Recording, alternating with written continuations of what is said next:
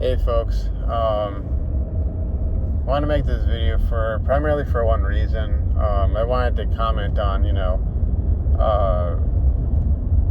think it was 24/7 Betterment stopped by my channel and, was like, oh, kind of like, welcome back, good to see you. It's kind of interesting, like, how that affected me.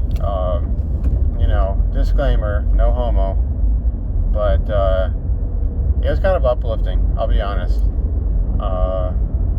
I go through most of my day, and there's this dude on YouTube, Raymond is his name. He's another millennial, living. I guess he calls it the Midwest. I don't know if I'd call certain parts of the country the Midwest. I mean, I've kind of I got a really restricted definition of regionalism or regional definitions, but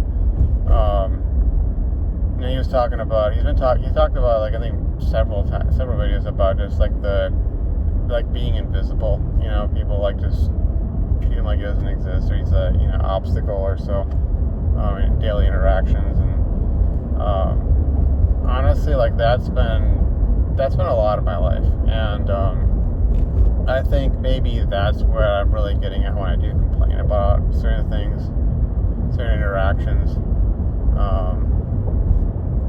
and maybe that's why certain events in the past have affected me so much. But I go through most of my day, and I come here to this channel, and I like let my some days I really do let my heart out, wear my heart on my sleeve, so to speak, and get seemingly emotional, even though I know I have a very monotone voice. The way I speak is very monotone, but I'll let out my struggles, my sadness, pain, traumas, a lot of my anger and frustration, a lot of my apathy, a lot of my misanthropy, all of that. And it's largely because, like, for the most part, I really don't have anybody to talk to about these things. I wouldn't really say that I have like actual friends, per se. I don't really interact with a whole lot of people. Probably the most interaction I get is when I go out to like get food at some place, or I have to like check out of the store, and I usually just like use the self-checkout when it comes to going to like Walmart or one of those other retail stores. Most interaction, honestly, is just when I order food, and I just I give my order, and I please and thank you, and I pay and all that, and then I get the food and I leave.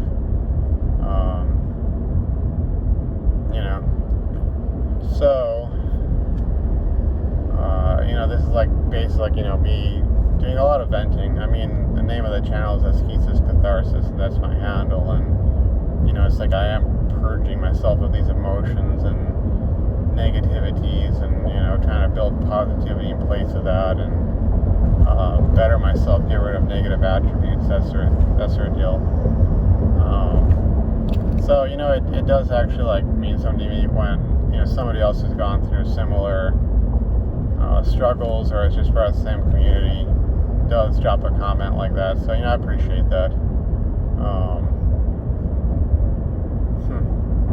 I wonder, like, a lot of times if really so much of the problem we have on a daily basis is just that people just don't treat each other like that. And I'm sure there's reasons. You ask 5 different people, you'll get 20 different answers. But I kind of wondered like what that would be like if you really could just like be going to a store or something like that, and just have like a chatting about the weather kind of conversation with some person, and it was just like it was natural. Like me personally, I go there, I try and avoid those sorts of things, just get what I need and then pay for it and leave, and that's generally speaking how I operate. And I got my reasons, some edifying, some not so edifying, but at the same time, it's kind of like stultifying to go through those experiences day in and day out, and then when you actually you actually do see other people getting to have those experiences, where they, anything up to being in a romantic relationship, and there's just that sort of like, wow, I wonder what that would be like, and especially when you see gatekeeping and that sort of stuff happening, which I think is kind of like what this other aspect of what has made me so distraught and ultimately like enraged when I see who gets to have those things and who doesn't get to have them, and the criterion by which they're judged as being worthy of it. And it's just like, maybe that's like a real like flashpoint or a point of contention or a point of friction.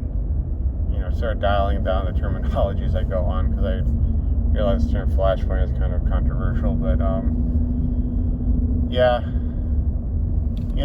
cause it's kind of like if I use the romantic aspect, it's kind of like with that one-itis girl, like that guy that she got with.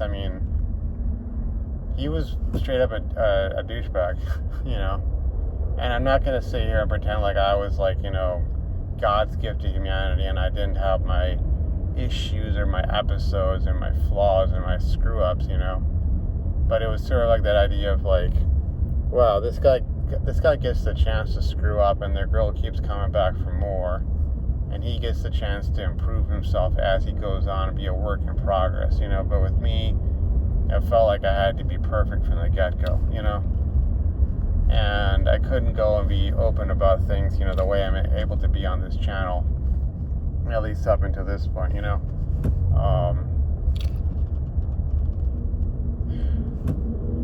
there's a certain amount of just like, that's what it's like to be a man. You got to be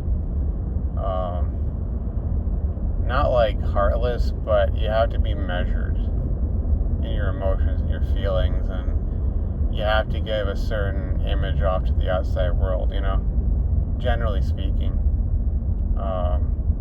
unless you're given permission otherwise, kind of like another thing. I remember back when I was working at not this most recent place, but the place before that, my like last like longest term place to work at, and like I did kind of skirt the edge in terms of asking out a girl at work. I did ask out a girl at work, but she obviously rejected me. I wouldn't be sitting here. I probably wouldn't have the time to be putting up videos on a YouTube channel if things had worked out. She obviously rejected me, and I think I had a chance with her prior to that at one point, but like, just certain things happened. Some of it was like me deciding to switch shifts because I felt like I was in an environment where I couldn't really express my opinion about certain issues without getting in trouble. She did end up getting with a different dude who I was actually friends with that guy, and I still consider myself friends with him. If we ran into each other, like, we'd be on good terms. Like, that was one of those weird times where it was like, it actually didn't like make me enraged, it didn't, because I guess like that girl, she didn't have like narcissistic traits there. She didn't like get off on like playing guys off against each other to the extent that the other one did. I think she tried to at one point, but it was sort of half-assed, and then it kind of dropped off after that. But I think it dropped off after I asked her out, which kind of put her on the spot, so she couldn't like play games about things.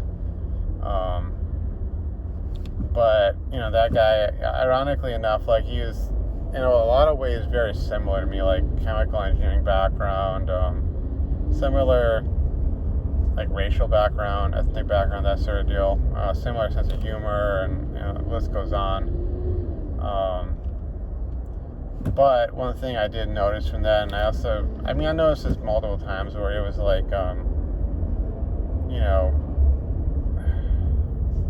it's kind of like there's like rules for thee, but not for me. And it's like the rules are real if you're in that category, that they had to be real for. But if you're not, it's kind of like the breaking rules for alphas, making rules for betas dynamic.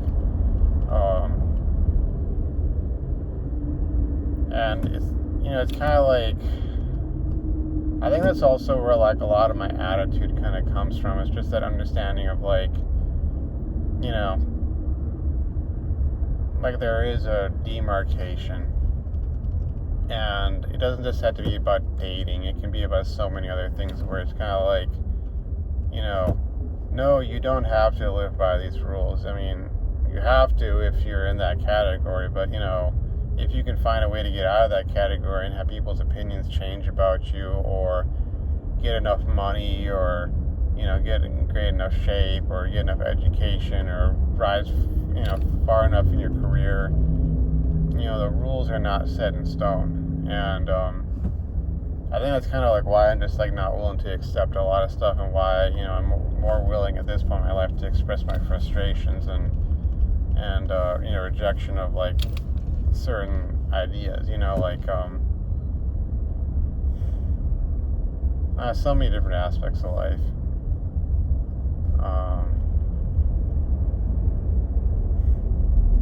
Because again, I see that like there really is like two sets of rules. Like like not to get back onto the one-itis girl thing again, but man, I remember this other dude. I had problems with this other guy. I had problems with a certain clique of people, let's just say. I didn't have problems with everybody in the major. I did have some friends, and I did have people who are supporters, and folks I was on good terms with, particularly after I started tutoring people and thermodynamics, and just being a source of of resources and support, and that sort of thing. Make yourself useful, people like start thinking of more positive sense, because hey, you're part of their success, kind of a deal. But the other dude, I don't remember what the exact conversation was, or how it started off, but he had got on the topic of how, and I swear I've talked about this in the past with this channel, but he'd said that some other girl who had graduated, a few years before us had told him, very strict rule, don't date within the major.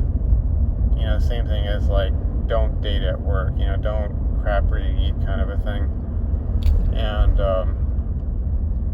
it's kind of funny just like hearing that from him, and like, was he aware of the one-itis girl dating a dude who was also in the same major, the drama that caused, and how, that was somehow allowed and supported and propped up, because they went and did that, but it was all this sort of like, if your peer group gives you that permission to do that kind of stuff, then you're allowed to, whether that's dating at work, or dating in your major, or, whatever the case may be. Like a lot of the stuff, that we live by, it's like rules we make for ourselves, and sometimes it's rules that people make for us, but things aren't as predetermined as we might think. And sort of that's, to counter that, even then, it's sort of like, that's why I think, and I think I did talk about this in like a video a long time back, this whole idea of having like a mission in life. You gotta like make it for yourself, but you gotta make it for yourself based off of what's best for yourself. Which is, I think that's when it's okay to make rules for yourself. When it's rooted in like, sort of like your will to power, or, whatever is gonna be leading to the best outcome for yourself. If you have rules like that, and then I'm okay with sort of setting boundaries for oneself, or setting, rules and dictates for oneself. But if it's stuff that like you're being told to go do because, hey, it's just so convenient for somebody else, like there's this,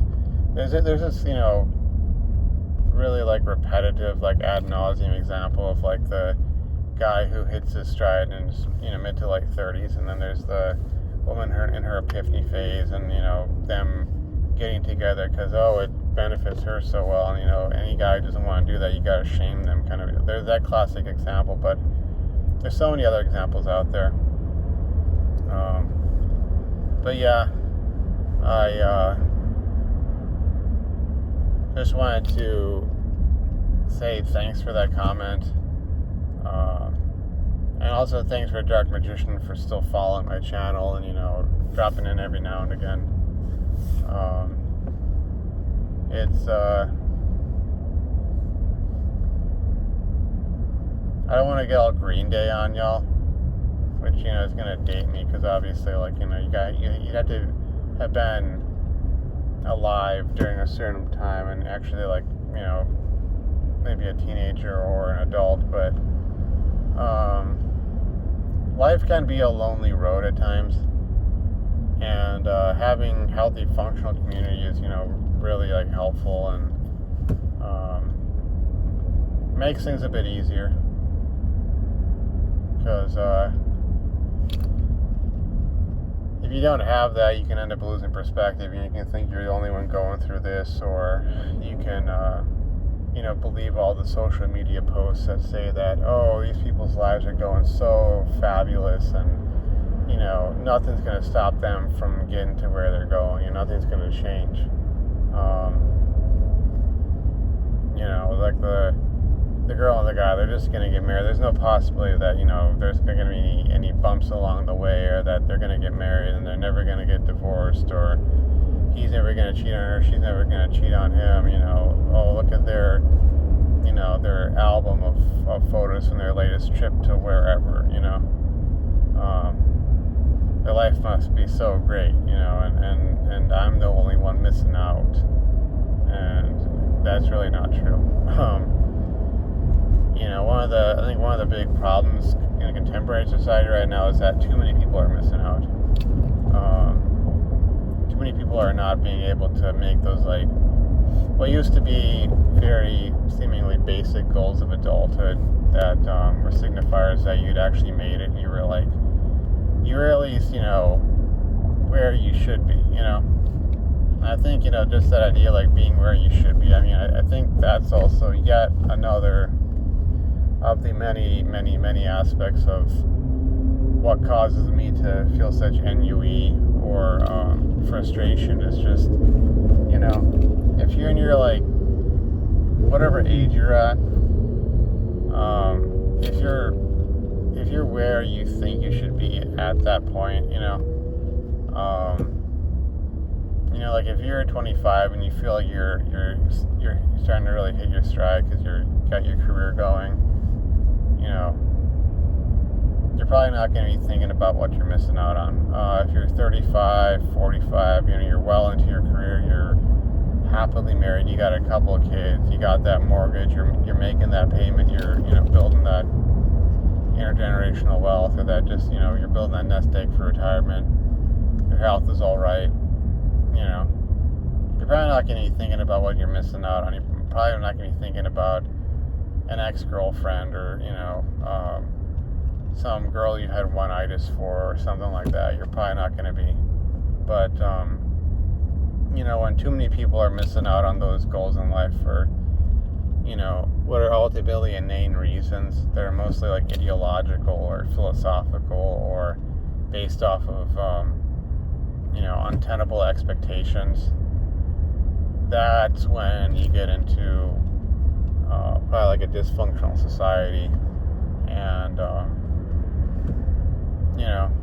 I think maybe having the perspective that, hey, I'm living in a dysfunctional society, a dysfunctional time, therefore I'm not the only one missing out or going without, might just be a bit of the key to my own sanity. That, hey, I'm not the only one facing all these setbacks and hurdles and disappointments, and maybe also having to sort of redefine what certain terms mean. It's one thing I've found, what actually makes me feel satisfied at this point in my life is not what used to make me feel satisfied. I remember back when I first graduated, when I graduated and I got that first job, and I was really starting to make progress with like the student loan debt and the credit card debt, and I saw my credit score going up. Like, it was weird at first that, wow, like this is what makes me, feel some happiness or some joy at this point in my life. In the past it would have been like so many other things, and maybe some of those things that I haven't gotten yet that I would have wanted back then, maybe I still can go for those. But having to sort of redefine what should make me happy, or what sanity is, or what wealth is, probably another key aspect to consider. Because for instance, I don't really want a nice car. I got a car right now. Got this car. I do need to take it in to get the oil changed. I think I'm maybe like 1,500 miles over what the last checkpoint should have been. Maybe less, maybe more. But I got the transmission fluid changed. Right around 100,000 miles. Just gotta do that routinely. Probably need to take it. I need to take it in to get it washed. But assuming that nothing happens to this car, and kind of crossing my fingers as I'm driving right now, getting to the exit that I need to take. But I really don't want like an expensive car. I don't want a nice car. I'm sure. I've ridden in a Tesla at least once in my life. Not that I associate with the best memories, but I've done that. I've driven a Mercedes-Benz, a Porsche, Jaguar.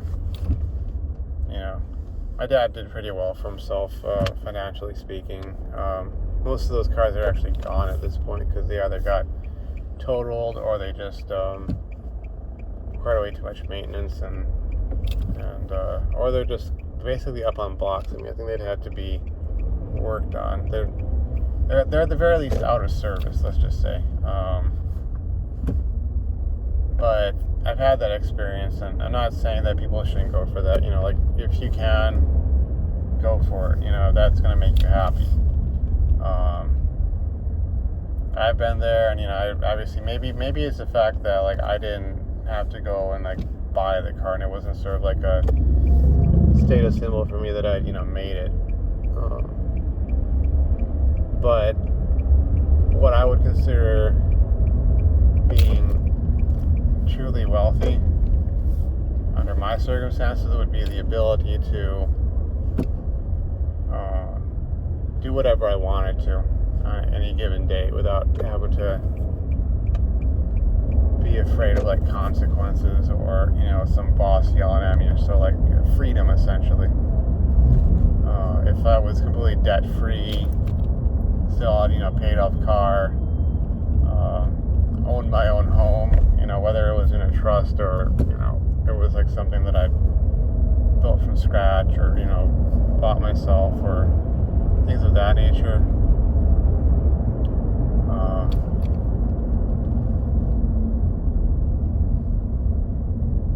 What's this joker doing behind me? Like, you're literally like on the right lane, dude. Like, this is not the fast lane. I'm about to try to get off on the exit.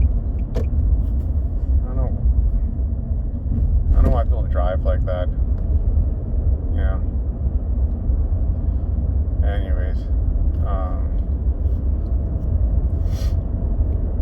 but yeah, just that ability to if I wanted to sort of check out of society for whatever amount of time I wanted to, and dedicate myself, time and energy wise, to something like, I hate to sound all yuppie about things, but having experiences, or being able to see places, or go do things, or work on something meaningful.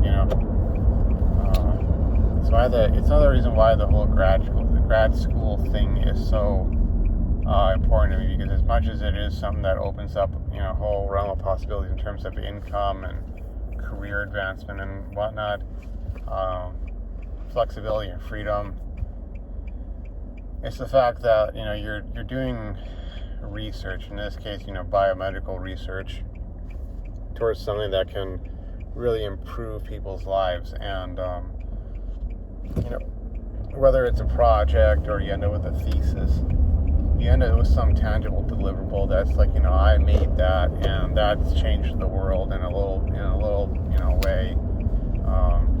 Added to sort of the body of human knowledge, human scientific knowledge, medical knowledge, engineering knowledge. And it's something predominantly immaterial, and it's like yours, things like that, things like being able to truly set my own schedule without any real consequences, ability to influence the world, stuff of that nature, like that would be wealth to me. Not saying that if I not saying that if I had the money that I wouldn't buy myself a nice car, but it wouldn't really be that defining thing for me, It's kind of interesting when I think about that, like when I've thought about if I had $100,000 lying around, like what I would do with it. And I think about things like buying land,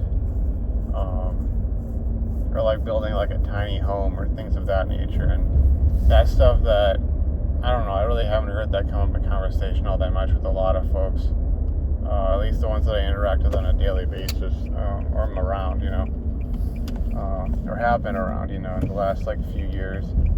I've heard that on the internet, on YouTube, on social media, just because you kind of pick and choose who you want to associate with, and you can sort of get, a list of subscriptions, let's say on YouTube, where it's like folks who are all into the same stuff that you are into, and so you can get that perception that maybe more people are out there who are interested in that sort of stuff. But the reality is, like most people, it's like, they want the latest nice pair of shoes or nice clothes, or the flashy car. Or when it comes to homes, it's more of wanting some sort of prefab luxury house that looks like, looks nice, and it's like really status driven. And I don't know, like I'd like a nice place, but not like that. I like building a freaking nest, or a cage for myself. But anyways, I guess this is probably a part 3 continuation. And again, I do appreciate the support. I do appreciate people that subscribe to my channel, and they apparently find something, like some commonality between myself and themselves. I do appreciate the support when folks comment on that. And I do like food for thought. So anyways, enough of my rambling. Coming up on half an hour, and I'm gonna go and upload this onto my channel. So I'll see you folks around, hopefully, for the next video, whenever that is. Thanks for watching. Thanks for taking the time to partake in my content. So I'll see you folks around again. Bye-bye.